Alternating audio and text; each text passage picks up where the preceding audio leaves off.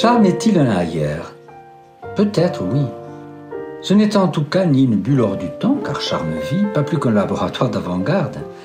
La maison est le réceptacle de bien des mémoires qui nous précèdent. Oui, vraiment, nous avons pu constater quelques manifestations insolites, mais enfin, ceci est encore une autre histoire. En revanche, je pense que nous laisserons aussi nos empreintes. Nous ne sommes après tout que les maillons d'une chaîne, les passeurs de l'esprit d'un lieu.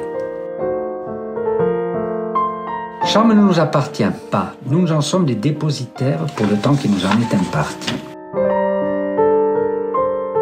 Tenez, entrons dans la grande maison des bois. Ce n'est ni un musée, ni un lieu d'exposition.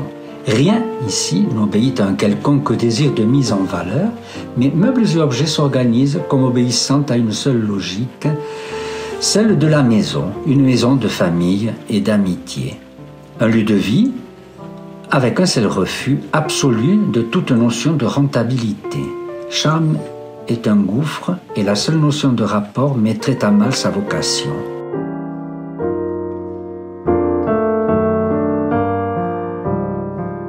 Le vestibule, ou plutôt le salon d'entrée, comme on disait avant, est prolongé par un petit salon ou salon de famille, formant un axe traversant tout de lumière.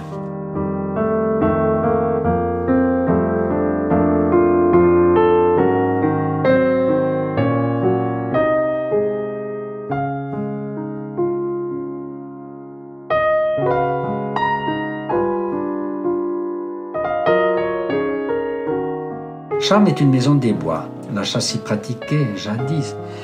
Il y avait même à demeure un maître chien et une meute. Nous ne pratiquons pas la chasse et n'aimons pas particulièrement les momies en décoration, mais respectons ces trophées et dépouilles qui font partie de l'esprit de Charme.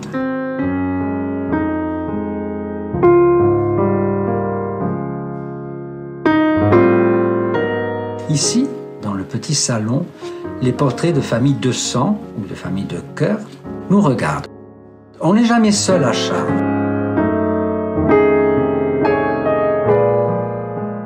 Le salon est dans la plus pure tradition française. Il s'organise en cercle, configuration, où aucun angle ne vient briser le flux de la conversation.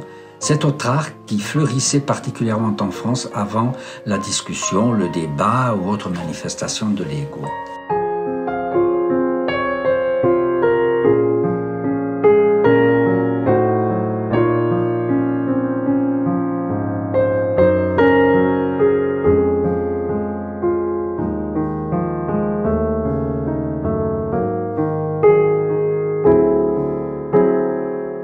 La grande salle à manger sert de conservatoire à l'art des repas, cet art qui s'efface depuis longtemps.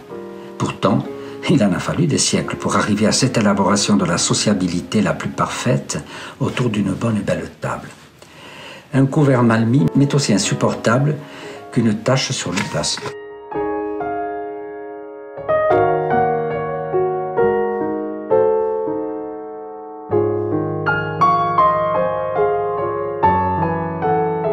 Le billard, c'est un salon de billard et de jeux qui lui aussi se prête au rassemblement par affinité. Cartes, Monopoly, etc. Nous ne sommes pas des joueurs invétérés, nous n'aimons pas tellement les jeux dits de société.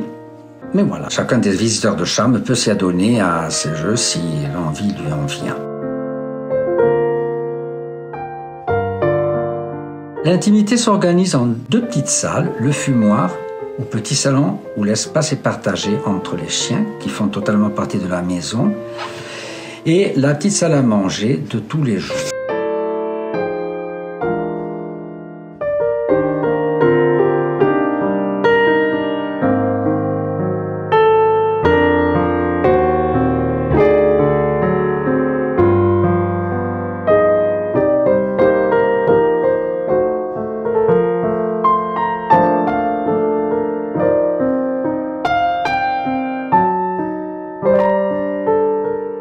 Nous montons l'escalier sous le regard des portraits, des murs. On n'est jamais seul à Charme, encore une fois. Au premier étage, les maîtres ne se sont réservés de chambres parce qu'on n'est pas toujours dans les mêmes dispositions d'esprit. Parce qu'en dignes et ondoyants personnages de Montaigne, la grande chambre est toute d'ordre et de lignes épurées. La chambre des Iris est en revanche un reliquaire vibrant d'émotions. Tout y est courbe, miroir, et j'y assume avec délice et conviction mes névroses. Toute maîtrisée. Le plus clair du temps, libre, se passe dans le bureau ou mobilier austère, haute époque entre guillemets.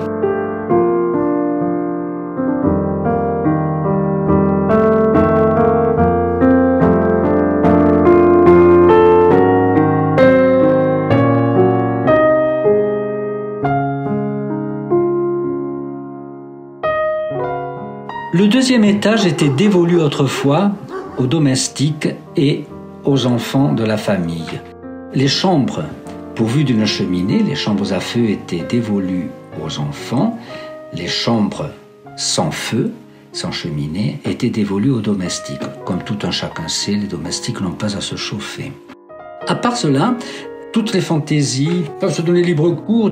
Et dans ces chambres, il en est varié où l'on s'amuse, une chambre rouge et bleue, haute époque, avec autour d'un lit à baldaquin, mais également une petite bibliothèque retirée où l'on peut, en toute tranquillité, lire et se mettre en retrait lorsque la maison est très animée.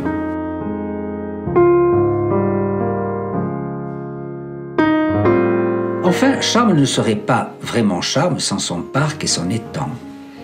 Charmes est également une maison de lumière au milieu d'un écrin de verdure, de forêt qui la cerne de tous côtés. Dans le parc, d'autres lieux également font partie de la sociabilité de la maison.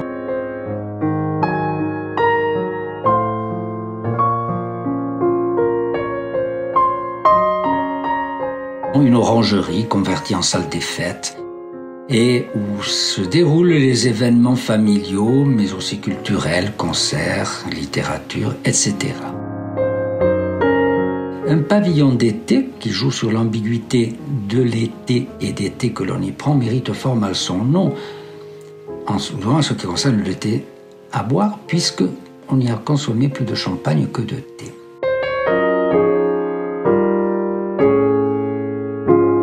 Et enfin, la sellerie a été transformée en bistrot et je vous invite à venir prendre verre au seul bistrot gratuit que je connaisse.